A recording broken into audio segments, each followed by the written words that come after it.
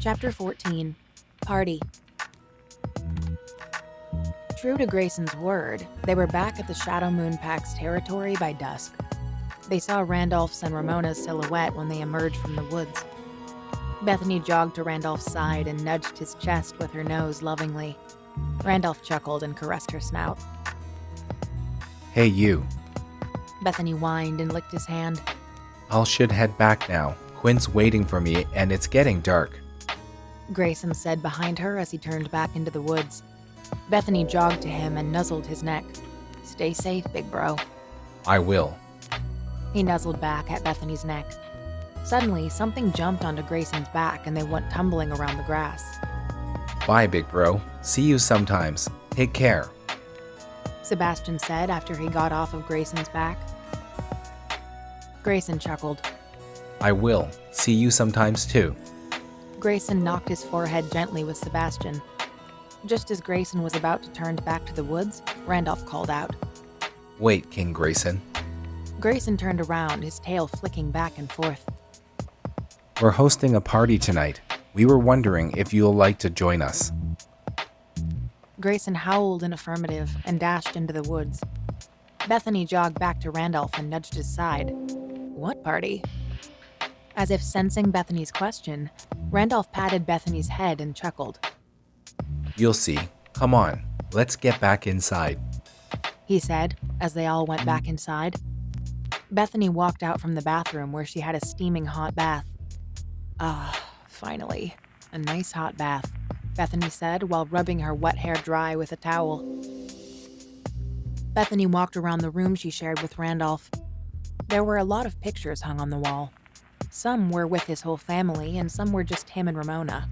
But there were some with a stranger. Bethany stopped at a picture of Randolph with a boy. They were both 10 in the picture, give or take. They looked very close with their arms around each other's shoulders and were both smiling very brightly. That's Thomas. Bethany jumped at the sudden voice and turned around. Randolph was leaning on the doorframe, smiling sadly at the picture. Thomas? Bethany mumbled. She turned back to the picture. Is he from the pack? She heard Randolph moved away from the door until he was behind her. He was. Bethany looked up at him. Was? What happened? Randolph sighed. We were quite close back then, but then he started closing himself off, distancing himself from everyone, even his father. He started getting jumpy every time someone approached him, and just when I was about to question him, he disappeared without a trace. He sighed again.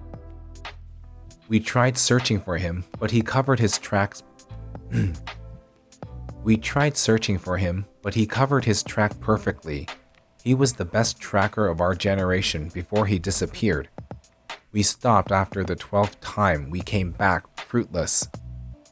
Thomas's father never stopped though.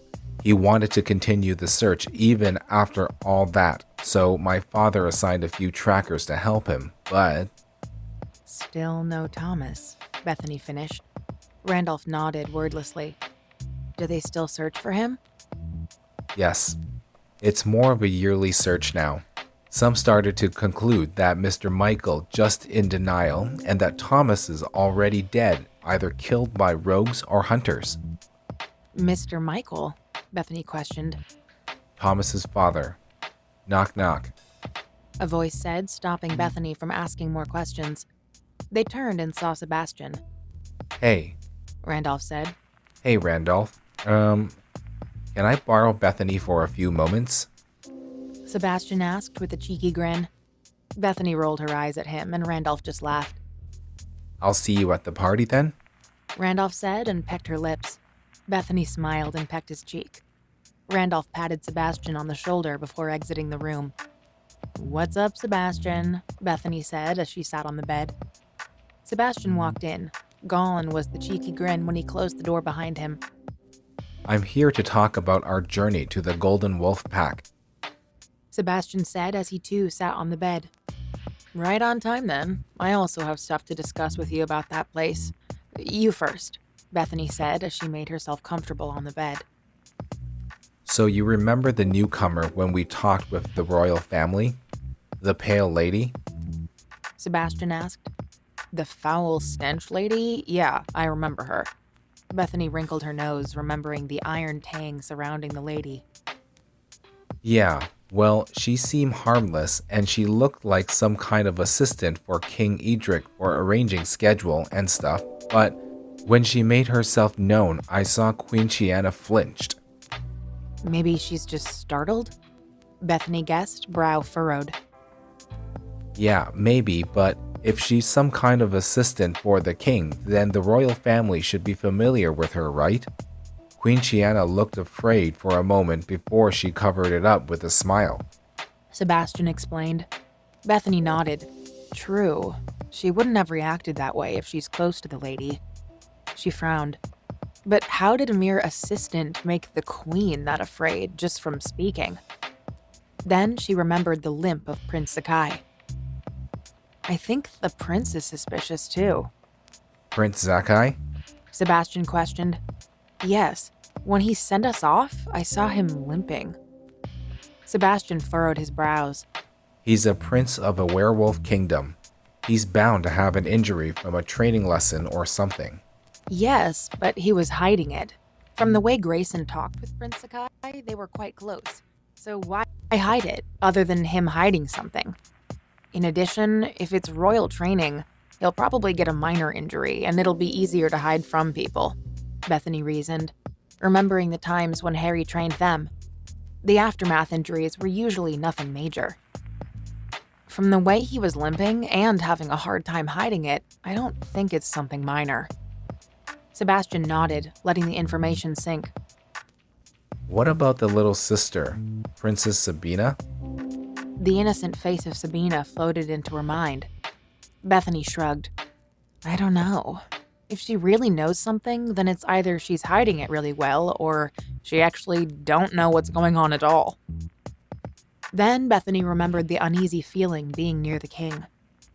I think King Eadric has something to do with this too. The king? Sebastian asked, incredulous. How does the king get pulled into this? I don't know yet, but according to these theories, only one question kept floating in my head. Bethany looked up at Sebastian. Why hide? If they wanted help, they'll get it as soon as they open their mouth. Unless... Sebastian's eyes widened when he caught on to where Bethany was going with this. Unless there's something stopping them, or rather, someone forcing them. And who ranked higher than both of them? Sebastian's face turned grave. The king. When it was finally evening, the party started. The picnic area was decorated beautifully, with fairy lights and lanterns were hanging on tree branches. Candles were lit in a jar and placed on tables for better lighting. The men were outside looking out for the children and for last-minute decorating, while the women were preparing the food. When the decorations were finally done and the food was brought out one by one, Grayson arrived with Quinn. Both of them were carrying baskets of goodies. Bethany. Grayson called out when he spotted her, when she brought out a bowl of salad.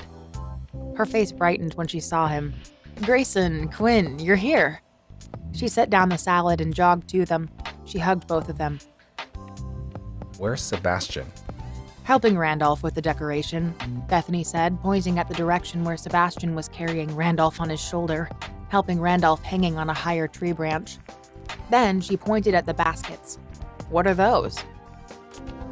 Couldn't come empty-handed. Quinn held up the basket for Bethany to see the things inside. So we brought desserts made by the royal chef. Ooh, scones, Bethany cheered. Bethany went to take a few baskets from them and motioned them to follow her.